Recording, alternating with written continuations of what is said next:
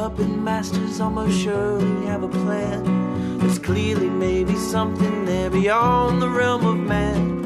Until we've thoroughly tested every last close-chested view. Find the more you think you know, the less you really do.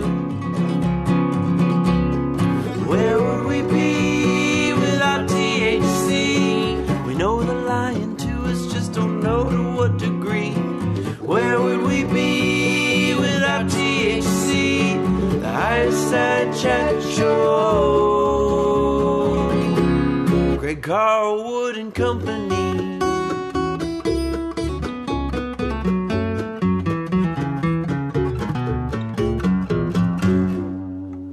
All right, Higherside Chatters, when we look through history, we find that at the heart of most major events and movements is some manipulative organization looking to erode our freedom and solidify their control. Because power and influence seem to be the names of the game, and they think of us as little more than the points on the scoreboard. And not only is the past tainted by the winners who wrote it, but it's often being tweaked and revised to fit the latest agenda on a never-ending carousel in this circus of life. And that is why it's important to hold everything up to the light, properly consider the source, and take nothing for granted. Lucky for us, today's guest, Joseph Atwill, knows these things all too well, as his work and research has done things like expose the origins of Christianity and the New Testament as state-sponsored propaganda, made sense of Shakespeare in a new related context, shown both sides of World War II to be Freemason-controlled, dusted for and found CIA fingerprints all over the 60s counterculture movement, expanded the web of MKUltra further than most, and peeled back the layers of more recent events to show them as just the latest pieces in the big puzzle for control of your mind. Joseph was helped along in this quest by the schooling of his youth, where he was taught Greek, Latin, and biblical studies at St. Mary's Military Academy in Japan. He then went on to study computer science, co-founded a couple of software companies, and sold off his shares successfully in the mid-90s, allowing him to fully rededicate himself to his love for the study of early Christianity, which resulted in his well-known book Caesar's Messiah, The Roman Conspiracy to Invent Jesus. He then followed it up with a second book entitled Shakespeare's Secret Messiah, and the research has been going strong ever since, spiraling out into many different areas. The great dot connector extraordinaire, the torture of sacred cows, and the dismantler of the power pyramid itself, Joe Atwill, welcome to the Higherside. Wow, what an introduction. I'm exhausted just thinking about all that. I mean, it's very kind words. Obviously, a lot of people contest my research in every single point, but I think it's solid, and I'm really happy to be here to talk about it with you. Well, heck yeah, man. And, you know, if they're fighting you, then you're doing something right. Yeah. And it is just a real pleasure to have you here. I know I'm a few years late to the Caesar's Messiah party, but I do just love the work you did on that. In fact, I hoped we could start there since it is the first time you've been on the show, and then maybe we can move forward in time to some other things. But in a nutshell, the Caesar's Messiah hypothesis is that a Roman imperial family, the Flavians, constructed the New Testament and created Christianity as a way to deflate the Jewish sects that were inspired to fight the Roman Empire because of their belief that a Messiah would come to lead them to military victory. So now you give them this Jesus, the peaceful Messiah who says, turn the other cheek, don't fight back, and is ultimately steamrolled in brutal fashion by the Roman Empire. And it just makes so much sense. But maybe you can elaborate a bit about this new way of viewing Christianity and the best evidence for your case for people who just might not be familiar. Sure. Well, the first thing people need to understand to grasp Christianity is how implausible the religion is historically. It just makes no sense from what we record as the year 1 through the year 135. The Roman Empire was fighting against a messianic movement. These were Jews who were motivated to rebel against the Roman Empire, who had colonized Judea, by their belief in the coming of a Messiah.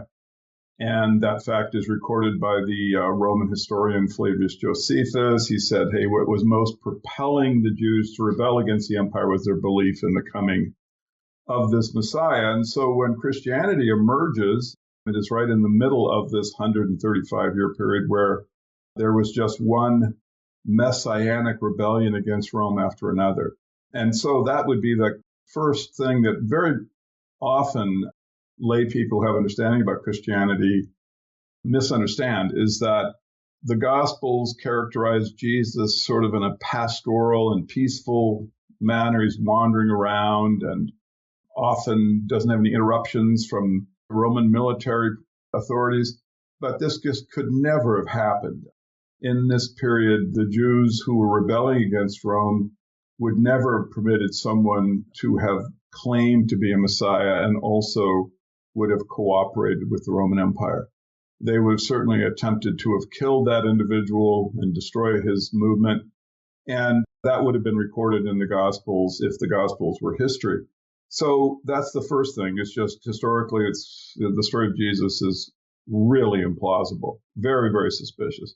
And then secondly, you have to understand that the Gospels are written using a genre of literature called typology. And typology it's a little complicated. Basically, it just means that one story is based on another. And so that the character Jesus Christ is a typologic story. I'm just going to give a real quick example. I don't want to get into bog down into this, technical literary analysis, but just this is something that most people can understand very quickly. But oddly enough, most people are unaware of. In the story of Matthew, very first page of the Gospels, you have the famous story of Jesus's pre-ministry, of his childhood. And that story starts at Matthew 2:13 with his father Joseph going to Egypt. Then you have the famous massacre of the young boys by Herod. Matthew 2:20, you've got this divine person telling Joseph he can go back to Judea. He says, they are dead which sought the young child's life. And then you return from Egypt to Israel. You have the baptism where Jesus passes through water. And then you go into the wilderness 40 days. And then you have the devil and Jesus engage. And you have the devil attempts to tempt him by bread. You have the line, do not tempt God. And then finally at Matthew 4:10, Jesus resolves all this and points out that you must worship only God. Okay, so that's the pre-ministry of Jesus. And so in the Old Testament, Joseph goes to Egypt. Famous story, everyone knows this. Then you have the Pharaoh massacring the boys. The next is you have the line that occurs in the New Testament is taken literally right out of the Old Testament, where the angel says to Moses, all the men are dead which sought thy life. Then you return from Egypt to Israel. You have the passing through water. And now you go into the wilderness, not for 40 days, but for 40 years. And they have these lines which appear in the New Testament are taken directly verbatim out of the Old Testament, tempted by bread, do not tempt God, worship only God. Now, so one story is based on another. Now, this is a fictional genre, right? You don't write history using typology. Typology has different purposes. In a religious sense, it normally links prophets together or divine individuals, shows that the hand of God is passing over both of these individuals. And so there's parallelism. So anyway, this is the beginning of the Gospels, and this is the foundation of the character of Jesus. It's not a historical character. It's not a historical genre. It's not writing history. It's writing typology. And in Caesar's Messiah, I show that all of the events of Jesus' adult ministry are using the same genre. Okay, so they're all typologic. They're basically based on another story, and this would be the story of the Flavian military campaign. Makes a lot of sense because, for one thing, Jesus makes direct predictions of Flavian military victories, which, of course, is also very suspicious in terms of Jesus being a Jewish Messiah, because why would he be predicting Roman military victories? But he predicts that the Galilean towns will be crushed, Jerusalem will be encircled with a wall, the abomination of desolation that Daniel predicts will occur. He predicts the temple will be raised, not one stone on top of another. These are all military victories of the Flavian campaign against the Messianic movement and the war between 66 and 73. So right off the bat, you have a lot of events from the war that appear are predictions by Jesus, and these are given in the same sequence. If you looked at the example I gave early on, one of the elements of it is sequence. All of the events in the New Testament that I talked about in Matthew, which are based upon events in the Old Testament, occur in the same sequence.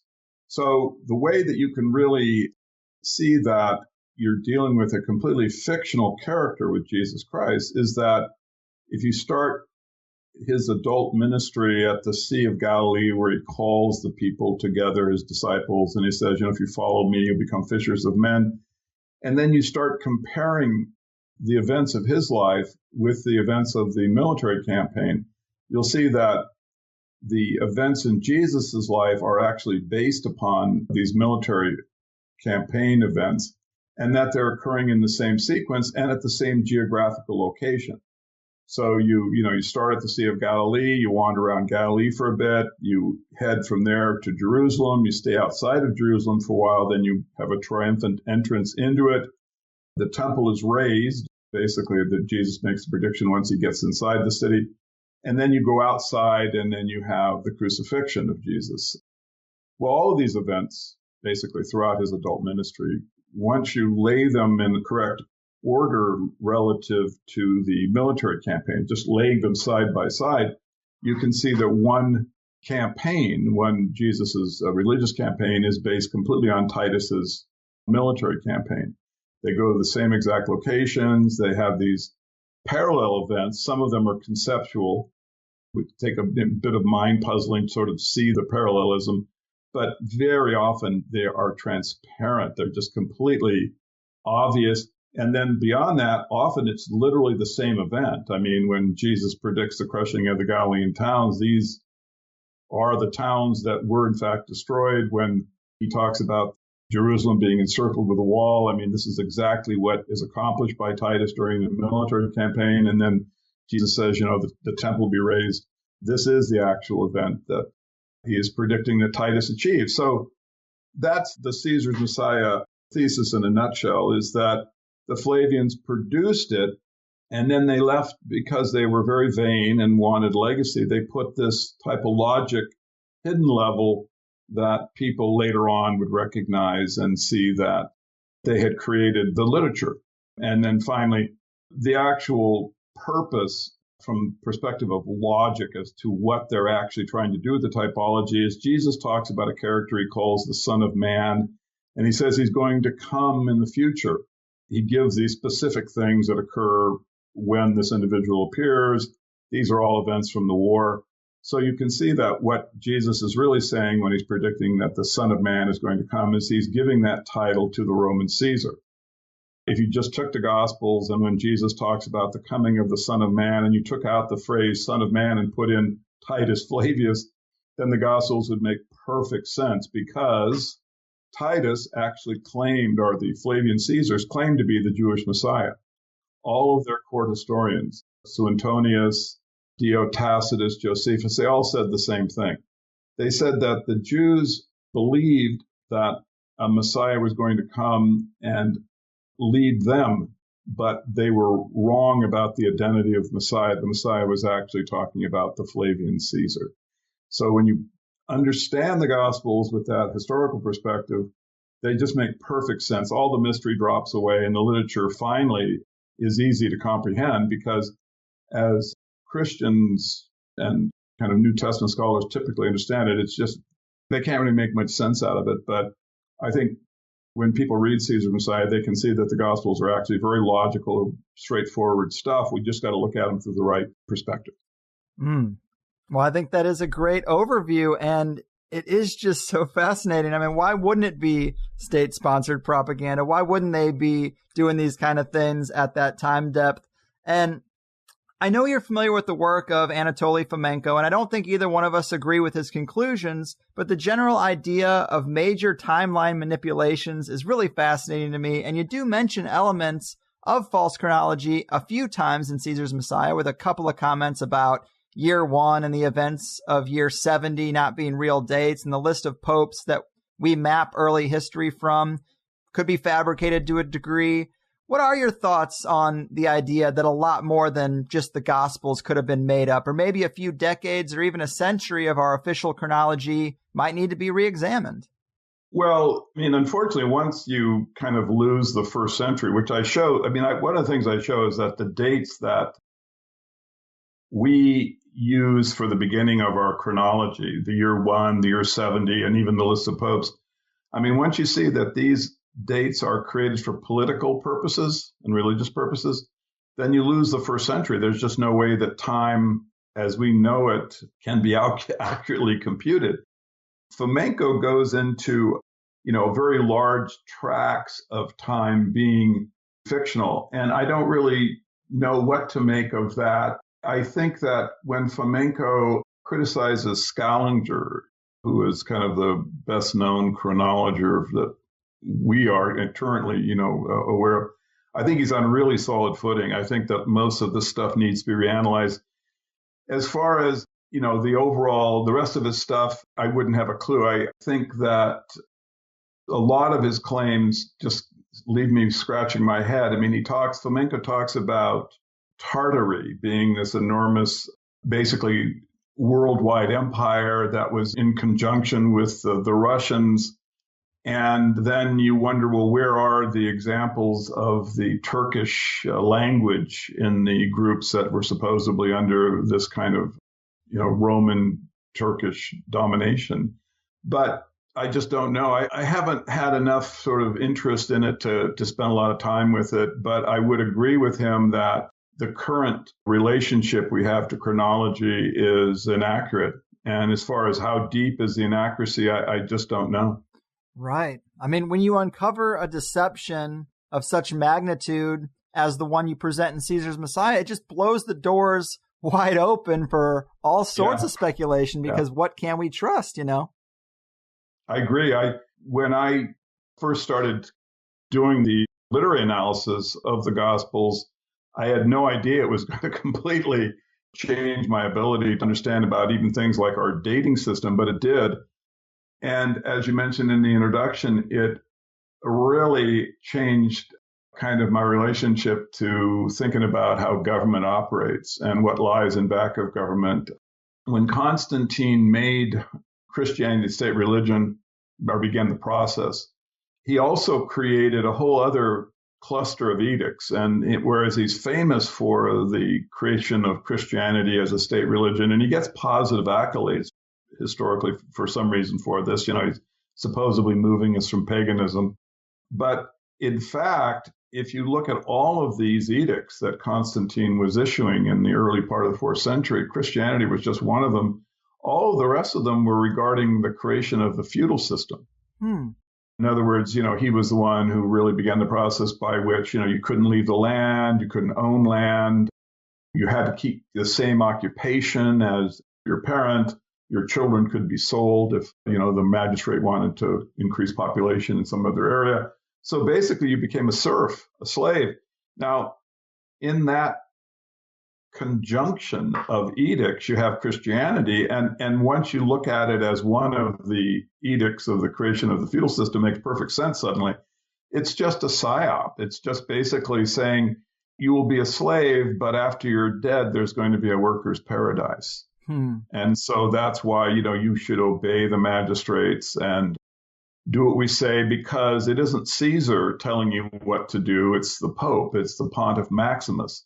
But bear in mind that the Pontiff Maximus was simply a title that Caesar held. What we refer to as the Pope, the Pontiff Maximus, this was one of the titles that the Caesar held. It simply meant the head of the Roman College of Priests. And then the other oddball thing is the Vatican, where the Pope resides, is in the Palatine, where the Roman Caesars had their palace. So when you just look at this as as these are all data points in relationship to the feudal system, it's a fairly clear picture, right? Christianity was just a psyop. It was just a way to get people to be easy to control, because they had this religious belief, which led in a hierarchical structure to the Pope, which gave them, a way to control people with the idea of religion as opposed to military force. When you can control people with mental devices, it's a lot cheaper than military might. So this was a great idea and lasted for 1,500 years. Yeah, it's just, I love how wide open it spreads everything. And I was looking at some of the criticisms because I am fairly new to this perspective.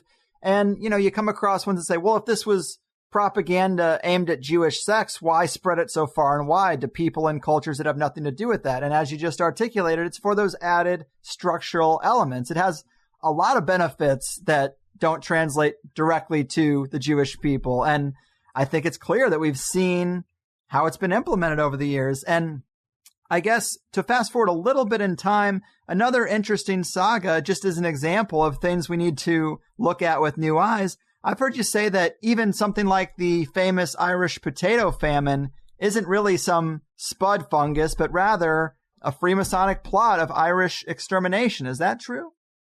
Yeah, that is true. The documentation for this is really clear. And there's a website run by the Irish scholar and historian Chris Fogarty that I would recommend people attend. And there you'll get to see things like the bills of lading that described how much food was being taken out of Ireland during this period. And you'll also see the number of British troops that were inside of Ireland. The number escapes me, but it's just an enormous fraction, perhaps 70% of all of the British troops in this period, and say, the 1830s or 1850 were at one time or another in Ireland because the people were basically attempting to rebel, having their food stolen. What's really important about the Irish so-called potato famine, which Fogarty simply refers to as Irish Holocaust, which is the correct description, is that after the fact, they came up with this idea that it was the potato crop failure that caused the famine. And this has been universally understood. But the details to understand what really happened are in existence. And so this is sort of the struggle of mind control versus the truth springing up. We'll see what happens. But hopefully people will start to recognize that it was a 100% population reduction maneuver. That's really what occurs here. And it wasn't a small number. A lot of times people will say it was like 1 million. Well, Fogarty's got good data on this. It actually was around 6 million Irish people ended up being killed or starved one way or another. So again, what's important is that this takes you right into Palmerston, who was the British Prime Minister and also one of the largest landowners in Ireland during this time, and British Freemasonry. And if you want to get a perspective of the British Freemason idea about equality as opposed to genocide, you have to bear in mind that Palmerston was the head Freemason of the Orient when he was residing there. And so he was the one who actually led the British battleships against the Chinese who were attempting to resist opium addiction. So these are important historical data points. I mean, because you have, when you get in, say, like to the creation of the counterculture, a lot of times people say, they ask me, well, how could anyone be so evil as to, do something on this scale to society? Well, just the same people who perpetrated the Irish famine genocide and also addicted 25% of the Chinese adults to opium. I mean, there is inside of Freemasonry something really not just violent, but racially destructive, because it targets these groups and attempts basically to exterminate them. So that's why I encourage people to not simply take my word for it, but if you actually have this idea about the Irish potato famine, so-called, go to Chris's website and get the data.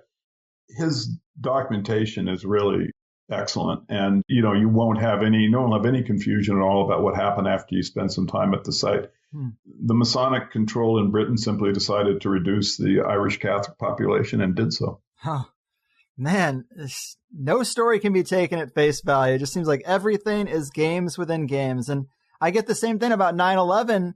People will say, well, how could the government be so evil as to let that happen? It's like, this is not new. This isn't like the one time they killed their own people, all right?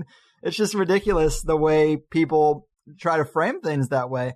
And you mentioned there being a racial motivation here, and it is interesting because we have the New Testament born out of a conflict between Jewish sects and the Roman Empire. We have World War II presented as a conflict between Germans and Jews. The entire war on terror centers around Babylon. What is it about this region or this religious subtext or racial subtext that seems to seep into so much? There's clearly something beneath the surface that we can kind of get glimpses of, but it's hard to fully flesh out. I think the best way to understand it is simply start with the creation of Zionism, which is not a Jewish or did not come from people who were purportedly Jews, but rather came from British Freemasons. It was Lord Shaftesbury and his son-in-law Palmerston, the same Palmerston that had blown up the Chinese and starved the Irish. They were also the first Zionists. Palmerston is the first person who actually, he said basically it's time for the Jews to return to the homeland, which was news to the Jews. They didn't have a clue about this.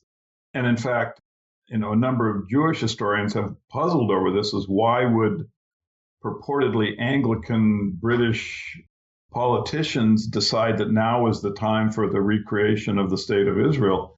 But they did, and they developed what was known as the Quattro Coronati, which was a Masonic lodge, a research lodge. And from this, well, actually before it, there were expeditions that were organized basically by the Freemasons funding different groups, often including members of the British royal family, that went to Judea and did archaeologic digs. And they were basically looking for the historical evidence for the state of Israel, for the ancient state of Israel.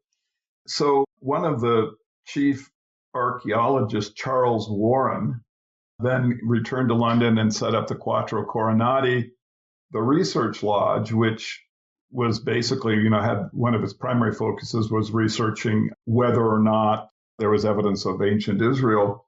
But all of the time, they were promoting Zionism. They were promoting the return of the Jews to Judea. And then this group then produced the famous person who was given to history as the beginning of Zionism, Herzl. But if you look at Herzl's background, you can see that he was obviously set in motion by the Quattro Coronati and this group. He actually had the name in college, which was 20 years before he began his career as a Zionist. He had the name Tancred, which is a character from a novel by Disraeli, who was in the Quattro Coronati sphere. And Tancred was an individual who had helped return, basically, he defeat the infidels and restore the Holy Land. And so you can see that, Herzl was obviously in league with the proto-Zionists from the very beginning. And then if you look at his funding and stuff, you can see it's coming from the same groups. And then this group incidentally then goes on, and you can trace directly, the Balfour Declaration right out of these individuals. So you have, the British Freemasons working with politicians in the British Isles and elite Jewish banking families, and then you end up with the Balfour Declaration. Okay, it's just a very straight historical trajectory. I haven't filled in all the dots, but anyone interested, I'll be happy to help them, with all of that information. But what really gets interesting is that the same group also produces Nazism. Now, this is a little more tangential, a little harder to see, but it's actually not that difficult to follow. What happens is with Nazism, it comes from the Tool Society. The Tool Society brings the swastika. Actually, I'm not sure if it had the swastika, but it certainly has the Nazi Party, and it has occultism. It's like a racially influenced occult group. And it actually owned the Nazi Party. It actually had created the National Socialist Party. This was a guy, Sabbatendorf, who had basically gotten his motivation from Helen Blavatsky, bizarre individual who created Theosophy. Now, Theosophy was the other strand that leads to Nazism. It was involved with these nationalist movements that come from Manzini. He was one of the originators of them, and Blavatsky is working with these so-called nationalist groups and socialist groups. National socialism was a Blavatsky idea, but she was an occultist.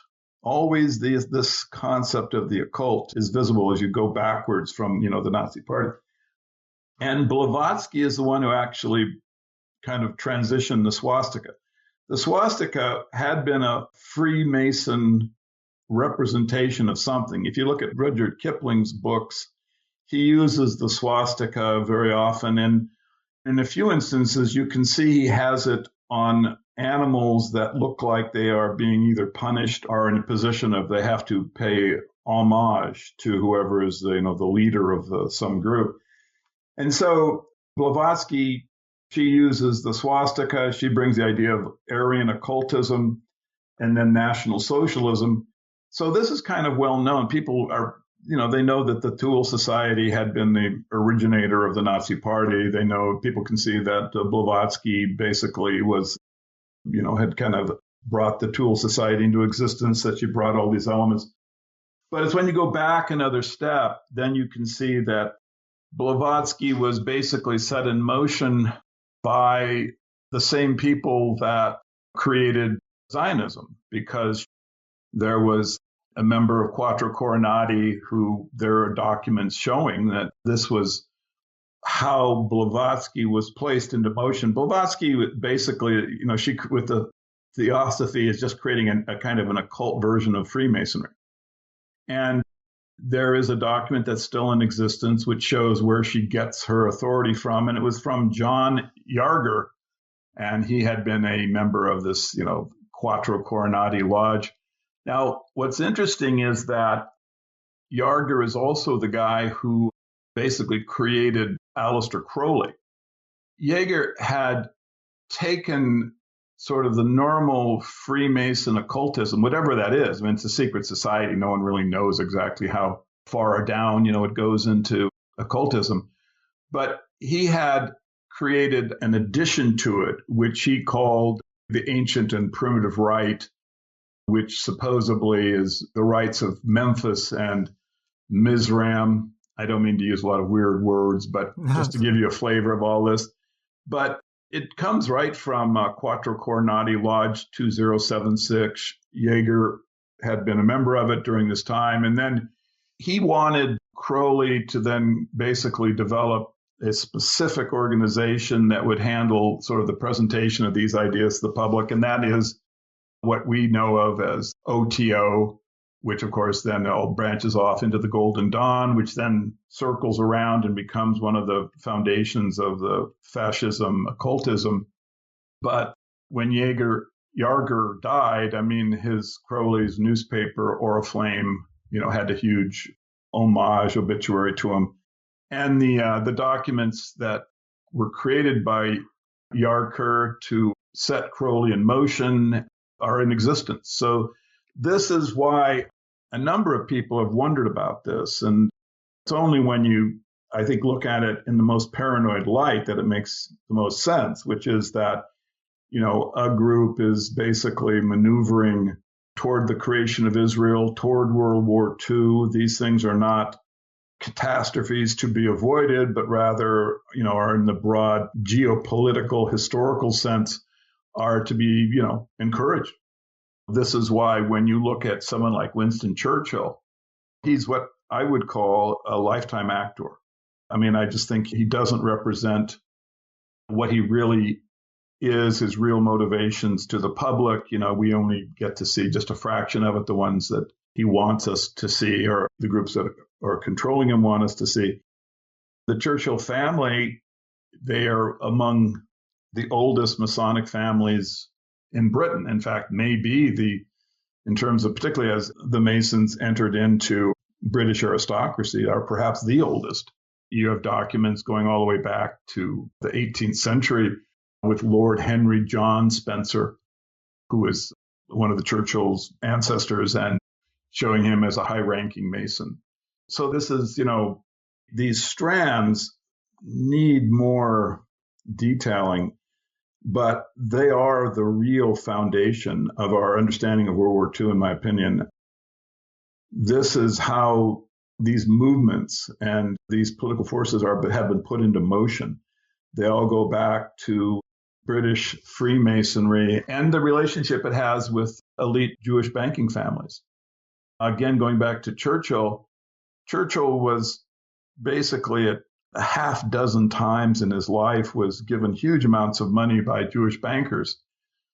Castle and Rothschild, there was another individual, name escaped me, and those were huge sums. These were millions of dollars. And now historians have said, well, this was a different age. And in fact, this was perhaps an attempt to buy political sway with an influential British political family.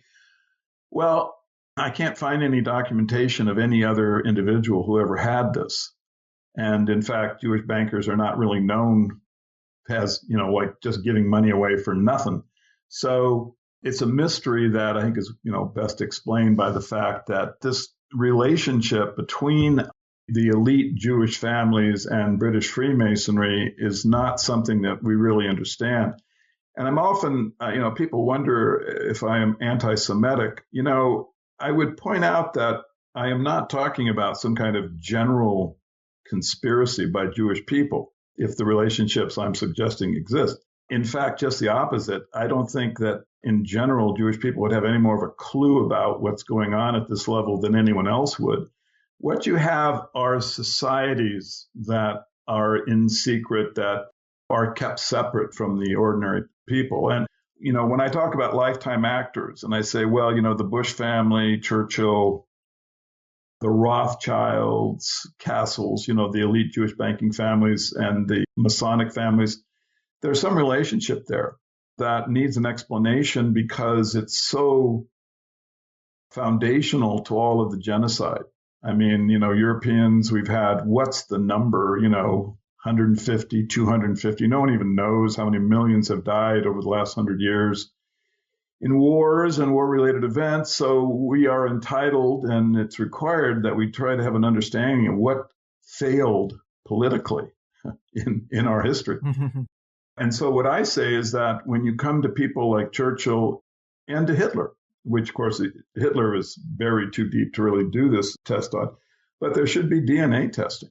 If we want to have a more effective democracy, we should know who in the hell we're voting for. And so I would say the relationship between like the Bush family, the Rothschilds, the Rockefellers, all of the oligarchs, all of this needs to be achieved as a database so that we can actually see what are the family and ethnic relationships, because the only thing that we can be sure of, it's like getting back to the sense of chronology. The only thing we can really be sure of is that the version we have is untrue. Right. I mean, that we can be positive about, and I've actually given a few techniques that could be used to create the database, because remember, you don't have to get George W. Bush. There are people in his family who would be, I think, somewhat removed, a few cousins that would give meaningful DNA, who might be actually willing to give up a Schwab so that we could start to build out the database. And just one little anecdote. A couple of years ago, I was saying that, the media has been weaponized. Pop culture basically seems to be under the control of the group that has kind of the Brave New World in mind. And I would really like to see these people identified. And I gave the example of Madonna. And I was explaining why, her meteoric rise, even though she has basically no talent, there's a lot of these suspicious aspects to her. I said, we should see if she would let us have some DNA and we could start a media database. And I gave a few other individuals. And then last year, someone contacted me and he goes, Joe, I just learned that Madonna now travels with a DNA cleanup crew. I didn't believe it, and I've researched it, and it's absolutely correct. And not only she, but a number of people who are kind of well-known media types now are traveling with DNA cleanup crews. So we'll see where it all goes. But all I can say is, history is something we need to have a deeper and more correct understanding of. We're looking at things like autism, at the skyrocketing rate. Now, once you look at 911 and recognize what I think is self-evident, that this was something that was done by our government, was covered up and lied about by our media. Well, now when you look at something like autism, you have to at least ask the question, are we really seeing now the Brave New World, in motion? Because when Huxley wrote the book, and I will point out that Huxley was a lifetime actor, he didn't write the book because he was warning anybody. This was a way of celebrating the achievement. He talks about this intellectual stratification and a small group that controls everything, and the state producing all of the beings and then conditioning them. And then if, someone is sat there and then drugs are given, completely state, meaning a very small select group, controls all of the aspects of human existence. Well, one of the key things is that you have epsilons and deltas, who are so stupid that they are pleased to do menial labor. And now you see the rise of autism. To me, it just seems like it's an obvious question to ask. And I would point out that Huxley was very good friends with the Rothschild family, and one of the conversations that was recorded by someone who was there described Huxley talking about human population in very broad strokes. You can remove this group, put that group there, and then beyond that, when the MKUltra pay requisitions came out, you got to see that one of the experiments that was being funded by this criminal operation could be traced to the administration of Aldous Huxley. There's a letter actually written by Huxley to Humphrey Osmond telling him to go to Jolly West and to make sure that the experiment was conducted in a certain way. And this was one of the experiments that was funded by MKUltra. So when you hear Huxley giving an interview with Mike Wallace, the famous one on YouTube, where he's talking about how worried he is, about government gaining control over the ability to manipulate humans through drugs and psychological techniques, you have to remember this guy is an absolute liar, you see. Because at the exact time he was giving the interview, he was also engaged in the MKUltra experiments and administrating them. So he wasn't afraid of the government getting these techniques. He was working to make sure it happened. Wow. Man, a lot of information, and you are right, it's just a ton to unpack. I think occultism does seem to be maybe one of the threads that could be considered connective tissue amongst these groups, and you're right in that nearly all world leaders seem to be placed by someone behind the curtain, and maybe a DNA database is the only way to unravel it all at this point. I have guests who look at the Nazi apparatus going underground with Project Paperclip, the fact that the British royal family is actually German, they say. They look at Big Pharma and a lot of modern corporations of German origin, the ones that are causing a lot of problems. But then on the other hand, I got guests who look at Israel and Mossad. They look at banking families, the creators of Hollywood, and they see mainly Jewish fingerprints behind the curtain. And I can kind of see both sides of that coin. And like you mentioned, there's some kind of relationship between the Zionists and the British Freemasons. But if the British royal family is German, then that just twists everything on its head. I don't know. I can see both sides of that coin. But what say you, Joe? Is this a false dichotomy that these are two different sides? No, the dichotomy is not false, but I think the only way you get to the bottom of it is DNA analysis. What I would suggest is this, that the Masons are basically at the highest level are crypto Jews.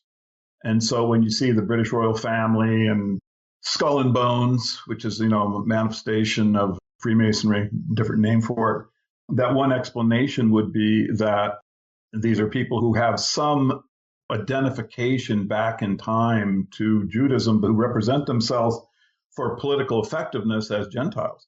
If you look at, you're talking about like the Nazi Party, how it's being funded. If you look at Brown Harriman, right? It's a law firm. You have, Dulles and Harriman, Bush families in there. And then look at the relationship between Brown, Harriman, and Skull and Bones. Now, it's basically, they're just one and the same. This law firm is completely staffed originally by Skull and Bones member, but it works in conjunction with the Warburg family to help fund the Nazis, right? Well, how can this be? I mean, if these are supposedly elite Brahmin type Gentiles, why would they be, working with Warburg? So you see, when I look at World War II, what I see is it's the Holocaust of the Gentile. I think you got well over 100 million killed. In terms of soldiers? And civilians. Right. The Homolodor, which is part of all of this, had at least, over 10 million people were starved in the Ukraine. And so you can't even, rounding numbers are 10 million people when you get into the 20th century destruction of Europeans. And so what's really in back of all this? Well, you need to really be able to identify these people to the extent we can with DNA, but you can approach things analytically. I mean, on one hand, you have Churchill, who had the idea of total war. Now, total war is basically just the announcing that all moral restrictions are off the table and that the one entity will attempt to exterminate another. Total war is the destruction of civilians. This is why Churchill advocated the firebombing of Dresden and Hamburg. I mean, these are not military requirements. This is just the extermination of a people. Churchill said he hated Germans, wanted to destroy the German people. This is what he said. Now, oddly enough, at this exact moment in history, the Germans are led by someone who has the exact same opinion, basically, in the sense that Hitler said that if the German people fail in the war, they deserve to perish. This was his explanation as to why he wouldn't surrender and why basically he permitted the civilian firebombing and the Red Horde to overrun and destroy the population, even though there was no military chance of success, right? So think about this just as an investigator into history. It's a little unusual that such bizarre moral positions as the requirement for a race to extinguish itself if it loses to be, juxtaposed at the exact time to a leader that wants to advocate total war. So to me, this is fake, and that this is just the holding of the entities in place of the opposite sides for the purpose of population reduction. And I think the same thing is true in World War I. In World War I, basically all of the generals on the Allied side were Masons. And even though this can't be documented as well, this is the claim on the other side, you see. Eustace Mullins, who's a pretty good researcher, in my opinion. I know a lot of people think not ill of him, but I have found him to be pretty accurate and his citations being correct when I've tried to, verify them. Mullins claims that a British nurse was captured toward the end of World War I, and that she uncovered the fact that the Allies were giving food to the Germans, and she recognized that this was being done just to prolong the war. She wrote about this in a nursing journal. She was then captured by the Germans the next week and executed, the only nurse to have that fate administered during World War I. So that would be an example of what we're dealing with, is that once the governments of different countries are controlled surreptitiously by a single group, then genocide is trivial, you see. Mm-hmm. You can just maneuver them into war and then hold as long as the obedience in the ranks is maintained, you can just hold them in place until the populations are evaporated. And so this is the concern I have, Greg, is that when you look at World War I and World War II and the Civil War and the American Revolutionary War and the French Revolution, and, you go on and on, what you see are these really illogical aspects of history, just over and over again, a negative serendipity that just occurs constantly with the result of destruction, of genocide, which is why I think, tracing the swastika backwards to people like Ruskin and Kipling and the British royal family who are Masonic, and then seeing that this is the same group that produces Zionism, I think that kind of gives a sort of a revolution of consciousness. You know what I mean? It gives you got to really start to think a little differently. These things can be, well understood. It's not hard for a researcher to go back and actually trace the exact sequence that I've laid out. This is all just internet research, a couple hours, maybe a few days of work. Everyone can get this done. And then the question is, well, what's the purpose? What is the plan? Well, let's start out with getting an understanding of who has taken control of the political and financial world. What are these individuals, right? What are they? What is the relationship? What is the relationship between Skull and Bones and the British Zionists and the elite Jewish banking families? I mean, what exactly is agreed to and understood, and what organizing principles are in motion? What brought about this catastrophe? One thing that, really got me thinking a few years ago, and this is like something that I'm just astounded there isn't more questioning of, is it led me into like questioning the Holocaust narrative, which I know is a very, very touchy area. You know, people don't like this, any kind of revisionism here. And I'm not at the point of research where I really can do much, but I will say that I don't buy the current story because of one really terrible fact. And that is, at the end of World War II, you had the Nuremberg trial, and the U.S. government basically created a kind of psychological apparatus to come up with both recommendations during the trial and also to present kind of a description of the German people to the world media. And this was run by a guy named Ewan Cameron. Ewan Cameron. He was one they selected, and Cameron came up with the idea that the Germans, he was like Churchill. He hated them. He said they were insane as a people and they needed to have a kind of very, very close control over them, and they should never be permitted to be a free people, basically. Now, Cameron then, you know, was the one who actually brought the so-called German atrocities to the, well, he and C.D. Jackson, but I won't go into C.D., but anyway, just so he was like instrumental in bringing these information about.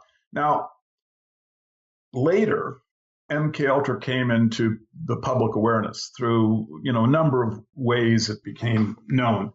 But one thing turned out, a whole bunch of the pay requisitions were found by John Marks, and then he wrote his book about the Manchurian Candidate. Well, anyway, in the pay requisitions, you could see that Ewan Cameron had been an MK Ultra physician. He had been doing experiments for MK Ultra. And then the avalanche occurred. Then you started to have all of these atrocity stories where it turned out that Cameron was engaged in all of this human experimentation. In other words, he would take individuals who were just depressed, who came to him as a psychiatrist. He would put them into chemical comas. He'd keep them there for a month, and during that time, he'd give them electroshock. I mean, this is all Wikipedia stuff, right? Ewan Cameron. So it just occurred to me that, well, wait a second. The guy who brings the claim of the Germans using human experimentation, right, is actually someone who did human experimentations on a very criminal level. And see, analytically, this just doesn't make any sense, right? It just is not a coincidence that could ever occur accidentally. So you can see that there's something there that needs clarification, right? So this is an amazing fact that is not, for some reason, ever, scrutinized, but it's just, again, it's just at the Wikipedia level. Cameron was both the one who was really most identified with human atrocities and experimentation, and he is the one who gave the world this understanding about the Germans doing these things. So if Cameron breaks down, if this whole understanding of history that Cameron provides concerning the Holocaust breaks down, then you have to go, well, where does it end, you see? So if you look at the Holocaust from the perspective of, psychological power in terms of, obviously intimidation or just of a, worldview, right? It's very powerful, very potent. So it needs, high level of understanding and clarity. And yet there it is, just sitting right in front of everybody is, can you really trust anything Ewan Cameron says? So, World War II, we have our ideas of history. We have our ideas of this character, Jesus Christ, or even of the playwright William Shakespeare. I mean, these are, kind of structures inside of our mind. But in my opinion, sad to say, citizens would be well advised to actually start to wonder about these things, because the process of history that has gone on for the last 150 years just isn't working. At least not for Europeans. I mean, we are being genocided in military insanities. And now when you look at the toxicity in the food supply and the environment, we're not doing too well in that regard. So I know it's difficult to really wonder about these things objectively, but I just feel we have to. I think there's enough there, that justifies it. Right. A lot of great points, a lot of real curious things indeed. Of course, war is only a net positive for the bankers that seem to fund both sides. And you're asking some of those $1 million questions that we probably wouldn't be here to talk about if we had the real answers to. Yep. It's just a lot. And I guess I would say in terms of, Europeans being genocided, Americans and Europeans comparatively to any other group seem to be doing the best or reaping the most benefits compared to the sweatshops in China, the people, risking their lives to come across the border because there's no opportunity in Mexico. The refugees, of course, that had their homeland destroyed. To some people, I think it sounds a little insensitive to say Europeans are being genocided when you consider our position compared to other groups. What would you say to that? I would just say it depends on which Europeans you're referring to. I think the oligarchs are doing just fine. I would point out that in the United States recently, I think the first time since they've actually kept these records, the projected lifespan of white Americans has declined, which is quite amazing considering that supposedly we've been making medical advances over the last 100 years. So I would just say it's the slave that is unaware of his slavery is the easiest to control. And just as to give an example of what I think actually has happened is that when you look at Ireland, I don't really think that Catholics have ever had any political power there. I think that if you actually look at who is running the country, you have Masonic influence everywhere. And yet the people would think that, well, Ireland is a Catholic country run by Catholic, sometimes people call it a theocracy. But I just don't see this. And I think that, you look recently, one of the Irish prime ministers, Mary Robinson, was talking about the Irish Holocaust as a natural disaster. Well, I can just guarantee you that she knows the truth and is lying. So I would really wonder in terms of the political power. People would say, well, just as an example, I've heard often people say, well, America is a Christian nation and Christians do well here. Well, if you look at all the presidents who are Masons or members of Skull and Bones or who have unknown provenance, you really can't see much Christian power, in fact, inside America. I mean, basically what you have is a hidden Masonic power in America. I mean, George Washington, right? He made jokes about Christians. All of his generals were Masons. Well, why is that? Then what is the purpose of the war then, you see? So the material advantage that Americans have is real enough. And I mean, I live here and I've enjoyed it in many ways, but I just don't think that the future looks good. I don't think that until we understand who our political leaders are, we can really claim to have any control over our future. Mm-hmm. And so I wouldn't really focus so much on a relative advantage, but more on just the absolute nature of what is in charge of the country. Like Donald Trump, people were saying, well, Trump, he's going to drain the swamp and he's an anti-globalist. And I said, well, I don't think so, because when Nikola Tesla died, his intellectual estate was seized by the government, and they gave it to one of their physicists for vetting, and he decided to keep it inside just the private domain, and that was Donald Trump's uncle. Right. So this is a very bad sign. It shows that the family has this background into basically the ruling secret society. And so what I said, to your point, is that the way that they control us is with the false dialectic. This is the basic structure. You have Hillary and you have Donald. Many people who like Hillary hate Donald. Many people who are for Donald hate Hillary. And because you hate one or the other, you then are able to, go into the process and you either win or lose, and you feel like democracy took place. But the fact is, both of these entities are controlled by the same group. Both Donald and Hillary will continue the wars in the Mideast. Both will continue the ownership of the Federal Reserve by a few families, and will not permit the media to do much scrutiny of these primary facts. So what you have really is a puppet show that produces drama. And if you buy into the drama, if you hate either Donald or Hillary, then you're less likely to see the strings, you see. Mm-hmm. But the fact is that it is a puppet show. There are strings. We need to look at them. And the idea that because there's wealth in the country relative to other nations, that this would suggest that, we have some viable political control, some democratic input. I'm afraid that's really not true. What really America is doing, in fact, is producing the technology for a technologic slave state. I mean, that's really what our product is. We are producing the snooping technology, the drones, the robotic weapons, the social media that has very sophisticated algorithms for understanding all of us.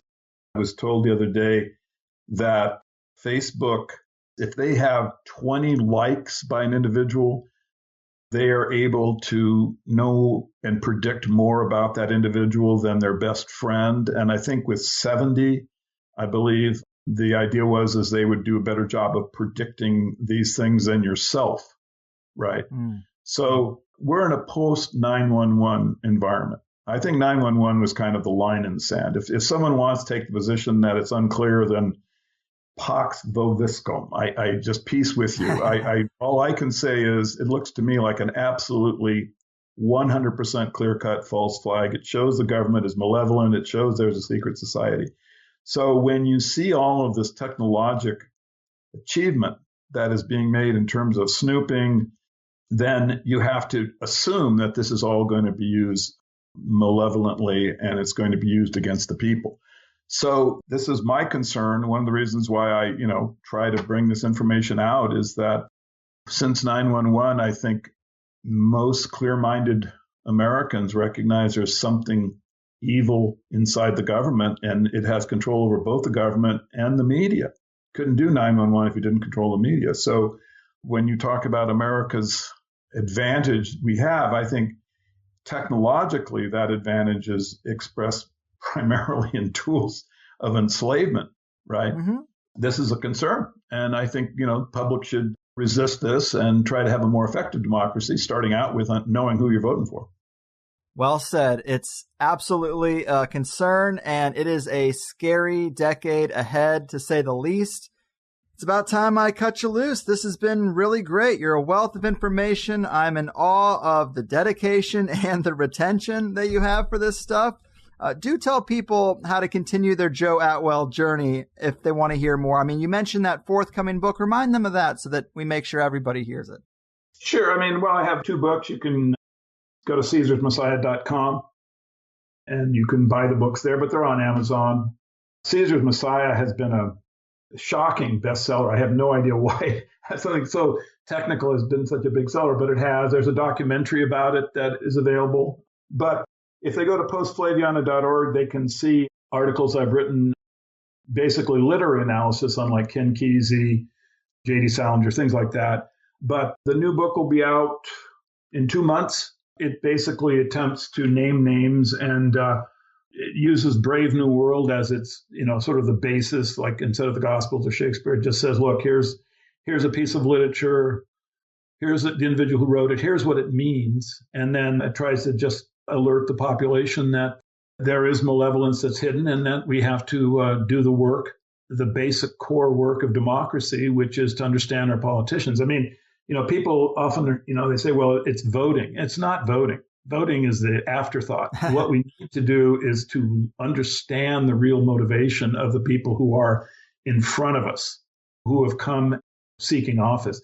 That's what we're not doing. And that is the job of the alternative media. And, support Greg. I mean, this is really, these are the critical times, mm-hmm. and it's a race and we have to get the information out. The faster we get to the point where the public has gotten to a tipping point where Fox and CNN, New York Times, all this stuff is no longer taken seriously, and people exclusively come to individuals like yourself, for information and for processing the world, then the better, because that's really where we have to be to start moving toward an effective democracy, that actually we get to vote for people that are representing our interests, not the oligarchs. Mm-hmm. Agreed. And thanks again for the kind words. I just set them up with an introduction and then get out of the way for the most part. But I am really excited to read the new book. Hopefully we can talk again at that point. And Sure. I appreciate you being here. Keep doing what you do and take care out there. Thank you, brother. Thank you very much. You got it. Thank you. Sweet baby Jesus, people. The great Joe Atwill making a Higherside Chats debut. I think Joe is a great guest. I really enjoyed that. I think he's a really thorough researcher. And even though there are a couple of points I disagree with him on, so what? His Caesar's Messiah stuff is something I really could have spent the whole 2 hours talking to him about, really. But the truth is, he's talked about it so much at this point that we really didn't give it a whole lot more than just a broad overview. Still, you know how when a comedian delivers a great line and you're just like, yes, I have that thought all the time, I just couldn't articulate it. That is how I felt when I heard about Caesar's Messiah. Of course the New Testament is state-sponsored propaganda. Of course it was crafted in such a way to be a layered mockery of the people it was meant to influence and provide a template for a peaceful Messiah. We are just so easy to manipulate that they just gave us a story that suited their needs. Don't fight back, turn the other cheek. This life may suck and you're under the thumb of tyrants, but just work hard because the next life is going to be great. And then, of course, in the story, Jesus is brutally murdered by the Roman Empire as if to unconsciously implant in the heads of anyone thinking of rebelling, we're going to crucify your ass. It's just a story I like and kind of want to be true, but it's amazing that there's actually so much data here to suggest it is. And I don't know that Christianity has a singular answer or a singular source necessarily, but this Roman propaganda element is definitely in play. Mapping the bullet points of Jesus' travels against the major bullet points in Titus's battles against the Jewish rebels, it seems to map pretty well. And just seems like the type of code the upper crust just can't help but include in things. And I just love the point Joe makes from there, saying that once you understand at that time depth what kind of propaganda is being disseminated, it kind of teaches you how governments work. It teaches you how the state works moving forward. And you got to assume they had the same level of cunning that they had back then at every step of the game till today. I'm sure there's been ups and downs, strikes and gutters, peaks and valleys, but generally, I'm right on board with that. Now, we didn't really talk about Joe's work into trying to decode and identify Shakespeare, but he basically considers it a response to the Gospels written by a woman who recognized the satire and wanted to offer up a rebuttal. And that is the underlying message of the works of Shakespeare. I don't want to oversimplify, and I'm just paraphrasing, only because I did mention that in the intro and we didn't get to it. It goes much deeper than that, but that's kind of the cliff notes to how it ties into the bigger story. It's an interesting take for sure, and I thought this whole interview was really insightful and fun, especially as we got into the elite families and some of their other manipulations. I know a lot of people think I'm too focused on Nazis and not enough on Jews, but whatever. I just go where my favorite researchers are going a lot of the time. If Joseph Farrell writes a new book about Jewish banking families, it's not like I'm going to avoid it. And I'll talk about taboo perspectives. I mean, that's kind of what this whole thing is. I think now we're kind of normalizing taboo perspectives, so people want to go the extra mile, and I'm cool with that. Let's talk about things that are out of bounds and unspeakable, but I just want to do it with people who are nice, at least. I'm not looking to spend my time with assholes. That's why I got out of corporate retail management. So I was really thankful for Joe coming on because we were able to dissect some of that a little bit more than usual, especially the World War II stuff. And Joe never said this to me, but I know he's got to get some pushback on his work on the psychedelic movement being a total operation from the CIA, and he's done a lot of that work with Jan Irving. So I wouldn't have been surprised if he declined. The show's called the Higherside Chats. We know that my show with Jan Irving didn't go very well. Kind of devolved over that quote-unquote evidence that Terence McKenna was dirty, because I think that's super flimsy, and it's kind of based on something he said to an audience, and he's a prankster. Now, if you have some CIA check with Terence McKenna's name on it, then I'm wrong. That's cool. I don't really even need Terence McKenna for my belief system to stay right where it is. So now when people bring up that little piece of information that Terence McKenna is dirty, I just roll my eyes and move on. I can see why you would think it. I'm not even saying it isn't true, but it's just not important to me. I shouldn't even say that. Like, it is important, but personally, the dude taught me a lot. He opened my mind to so many strange, out-of-the-box ideas, and I don't really have this black or white type of labeling of public figures as if they're clean or dirty. It's of course something to take on a case-by-case basis, but I think a lot of alternative characters have been of interest to the CIA and FBI. How could they not be? And just because their circles overlapped a time or two doesn't mean we should 100% dismiss them, in my opinion. I think that's a little too harsh, painting with too broad of a brush. The truth is probably a little bit more nuanced than that. And because I think psychedelics are powerful enough to actually turn people away from authority, I don't discount a connected person actually having a genuine experience of enlightenment. I don't deny the idea that someone who's in too deep and also takes mushrooms and LSD could end up trying to play both sides and actually speak from their heart from time to time, even though they're involved with some really deep, dark characters. My door's open for that. But the overreaching point is that I actually do agree with a lot of the things you'll hear Joe say about the 60s movement in other interviews and other areas. The CIA was clearly involved. A lot of the bands in the movement were military intelligence projects, and psychedelics were definitely field tested on the people. I just think that the CIA's mindset was so based on weaponization that they didn't really understand what these drugs do. Sure, you can torture people with them, but they also open minds to the rat race, the shame of our whole work for retirement system, the cradle-to-grave economic slavery model. I mean, they get you to rebuke authority. This is exactly why there was a drug war. Oops, that wasn't the effect we were going for. Reel it back, reel it back. That's just how I see it, and I don't really even need to be right about any of that, because for me personally, I have had psychedelic compounds to thank for many pivotal moments in my life. Weed opened the door to fleshing out a lot of my initial conspiratorial thoughts. A bad mushroom trip in the Comedy Store condo with Ari Shaffir and friends forced me to see the light and that I needed to stop playing fledgling comedian wannabe and do something more meaningful. And it literally changed the Higherside Chats into what it is now. Salvia brought me to contact with non-human entities in a foreign realm, confirmed for me that there is more than materialism to this life firsthand. And MDMA broke down the barriers between my wife and I when neither of our egos were going to let us put ourselves out there first and make that first move. We had too much pride. Now we're married. So each of these compounds has done far more good for me than negative, but I also didn't abuse these things. And I know that's not true for everyone. It doesn't have to be true for everyone. And it has nothing to do with very real attempts to corrupt and control the 60s youth. So, I know that rant probably sounded a bit out of place if you don't know the wider scope of Joe's work and the work he's done with Jan Irvin, who thinks everyone's an agent of some kind. He said THC was too polished to be some stoner from San Diego. And, Mark Devlin and I were talking, and apparently Jan has even turned on Joe now, just since the time we've recorded this. I haven't really dug into it. I guess I don't really care. I probably shouldn't have even said anything. Maybe they worked it out. But it just sounds like such a Jan Irvin move. Man, I get kind of loose-lipped in these wrap-ups, but I should probably try to stay a bit more on track here. It's just that having Joe on stirred up some things that I haven't got to talk about, and I guess I got it all out now. But the couple of times I did pull out something that was a point of contention, I think Joe handled it beautifully just by saying, look, we have a malevolent, abusive, psychopathic cabal running things, and they've been doing it for a long time. And as long as that's the case, all of our data is tainted.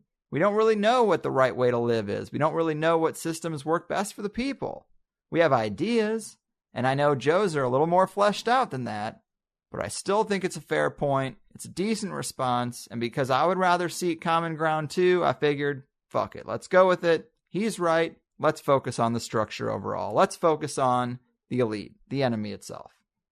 So long story short, I really like Joe's work. I got a lot of respect for him. I totally recommend his books. Really looking forward to The Secret Language of the Oligarchs and to putting him in the every so often rotation.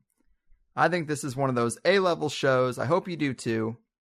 Of course, as always, there is a second hour to today's conversation if you are a Plus member. Today we talked about Amazon, Google, Whole Foods, and the CIA's banking family origins, Bitcoin and cryptocurrency, the weaponization of family, feminism, pharmacology, integration, and other things. If you like the way I host this show and the guests that I consider worth your time, I would love to give you 5 2-hour shows a month if you'd be kind enough to give me $5 a month. That's how it works. Do it for yourself if it's something that you would enjoy or see value in, and I'll keep trying to tempt you with great first hours. This is the game we play, right? So as for today, all really interesting food for thought. I can see where Joe is coming from, even when I come from somewhere different. But I'm all in for the call for an elite DNA database. I would love to see the connections that come up that we haven't uncovered yet. I also think the research into lifetime actors is really provocative too. Joe is at the tip of the spear on that with the late great Dave McGowan, and Mark Devlin too actually is carrying the torch as well. And then when I was going back through this and listening to the names and connections that Joe drops in that 30 to 50 minute area, God, I'm going to be in some of those rabbit holes for a while. Several new names and threads I haven't heard about. So what else is there to say? Again, big thanks to Joe for his work, his time, and the kind words about me and Higherside Chats. And big thanks to Alex Sakiris, too, from Skeptico for putting a good word in for me. We're also going to get him on soon, too. But for now, that's going to do it. I've done my part. Your move, backstage stackers of the political roster, crypto-Jewish, occulty, Kabbalah, cabals, and ill-intentioned oligarchs, and your nefarious family trees. Your fucking move. You know the plan has always been to hack your brain. MK Ultra's trying to drive you insane. They'll explode your heart if they think that's what it takes. You think I'm answering the phone? Well, I ain't. You gotta keep the curtains drawn, 'cause you don't want anyone thinking you're at home. Well, you're not. You should tape the mail slot. And baby, if I seem withdrawn, let me say it's 'cause I just don't wanna go and get whacked. Maybe you should know that the trauma affects you like it does everyone. It's just the game plan, it's what the world's become. They want a pat down and a swap. Don't you see what's going on? Well, now you know. You're better keeping on your own, 'cause you can see the masters lie too much. Oh baby, you can only trust yourself. And if you think the system's out of touch, it is, and you can only trust yourself. I hope you know the elite aren't your friends. They'll suck out everything from you in the end. And if for some reason you think I might be wrong, I wonder where you got that opinion from. You gotta keep the curtains drawn, 'cause you don't want anyone thinking you're at home. Well, you're not. You should tape the mail slot. And baby, if I seem withdrawn, let me say it's 'cause I just don't wanna go and get whacked. Maybe you should know that the trauma affects you like it does everyone. It's just the game plan, it's what the world's become. They want a pat down and a swap. Don't you see what's going on? Well, now you know. You're better keeping on your own, 'cause you can see the masters lie too much. Oh baby, you can only trust yourself. And if you think the system's out of touch, it is, and you can only trust yourself.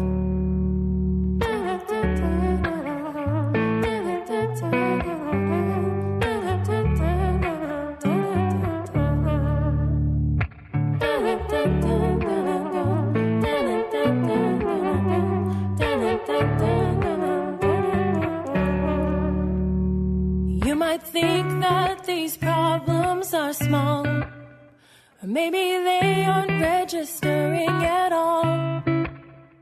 Now they know you're naive and vulnerable, You won't believe all of the stunts that they'll pull. 'Cause you can see the masters lie too much. Oh baby, you can only trust yourself. And if you think the system's out of touch, it isn't. You can only trust yourself. 'Cause you can see the masters lie too much. Oh baby, you can only trust yourself. And if you think the system's out of